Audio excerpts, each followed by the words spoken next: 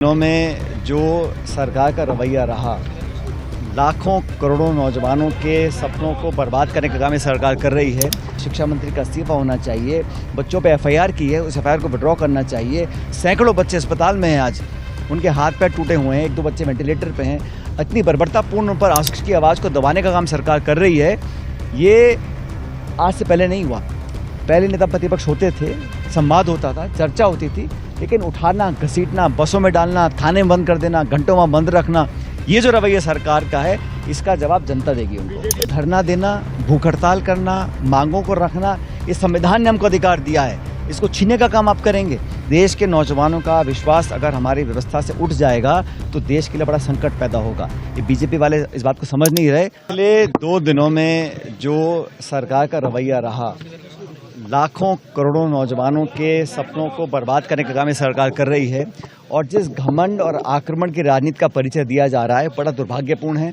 कल नेता प्रतिपक्ष दोनों, राज्यसभा के खड़गे साहब और राहुल गांधी जी, जब धरने पर बैठे, और धरने पर कहाँ बैठे, जिस सरकार ने उस रास्ते का नाम बदलकर, जहाँ की प्रधानमंत्री निवास है, उसका नाम रखा लोक कल्याण मार्ग।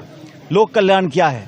लोक कल्याण को लाने के लिए राहुल गांधी जी, तमाम सांसद, वो कोई आतंकवादी नहीं है, वो कोई एंटी सोशल एलिमेंट्स नहीं है। अगर वहाँ बैठकर मांग कर रहे थे कि शिक्षा मंत्री का इस्तीफा होना चाहिए, बच्चों पे एफआईआर की है, उस एफआईआर को विड्रॉ करना चाहिए। सैकड़ों बच्चे अस्पताल में हैं, आज उनके हाथ पैर टूटे हुए हैं, एक दो बच्चे वेंटिलेटर पे हैं।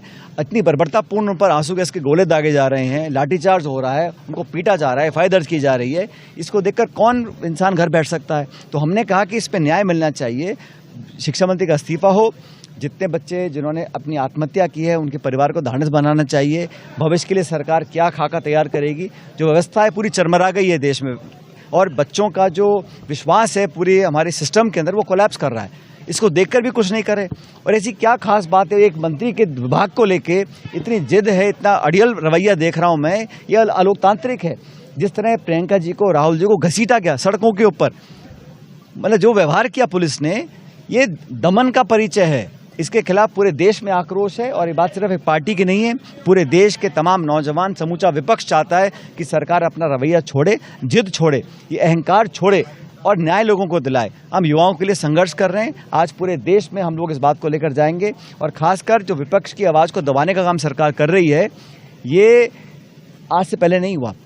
पहले नेता प्रतिपक्ष होते थे, संवाद होता था, चर्चा होती थी, लेकिन उठाना, घसीटना, बसों में डालना, थाने में बंद कर देना, घंटों में बंद रखना, ये जो रवैया सरकार का है, इसका जवाब जनता देगी उनको। बीजेपी हमलावर है कि जो परंपरा है वो बड़ी खतरनाक है। प्रधानमंत्री आवास के सामने जो धरना देना, भूख हड़ताल करना, मांगों को रखना, ये संविधान ने हमको अधिकार दिया है, इसको छीनने का काम आप करेंगे।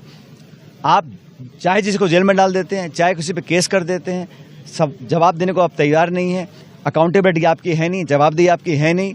किस प्रकार की सरकार चल रही है? और इसमें राजनीति की बात नहीं है, अभी कोई चुनाव नहीं है। हम तो चाहते हैं कि युवाओं के प्रति जो सरकार का रुख है, उसको बदलना पड़ेगा।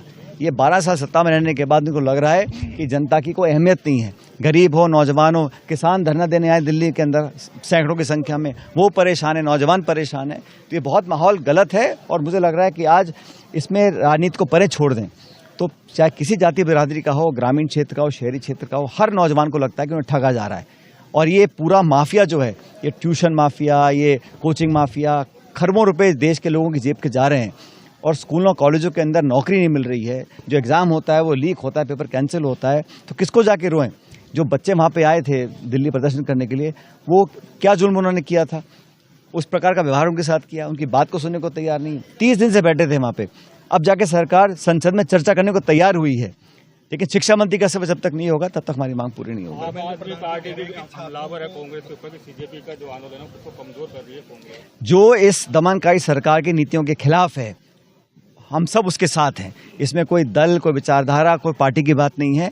अभी बहुत समय राजनीति करने का, लेकिन आज हमें उन जख्मों पर मरहम लगाना है, युवाओं को विश्वास देना है। इस देश के नौजवानों का विश्वास अगर हमारी व्यवस्था से उठ जाएगा तो देश के लिए बड़ा संकट पैदा होगा। ये बीजेपी वाले इस बात को समझ नहीं रहे। उनको समझता है कि बस प्रचार करके और लोगों को जुमले दे के और हिंदू मुसलमान की बात करके लोगों का वोट बटोरते रहेंगे। ये बहुत लंबा चलने वाला नहीं है।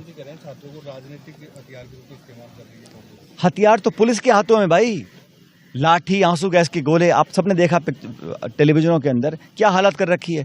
देश की राजधानी में नाक के नीचे प्रधानमंत्री के इस प्रकार बच्चों को, छात्रों को, निर्दोष लोगों को, लड़कियों को जो व्यवहार किया गया, ये है हथियार। तो इसको छोड़ देना चाहिए और अपना घमंड छोड़कर वास्तविकता पर, जमीन पर सरकार को उतरना पड़ेगा। सर, एक सवाल और फिरोजलाल ने कहा कि राहुल गांधी को मानसून है वहाँ जाना चाहिए था, प्रधानमंत्री के आवास नहीं जाना चाहिए कि प्रधानमंत्री इस देश के किसी और देश के हैं।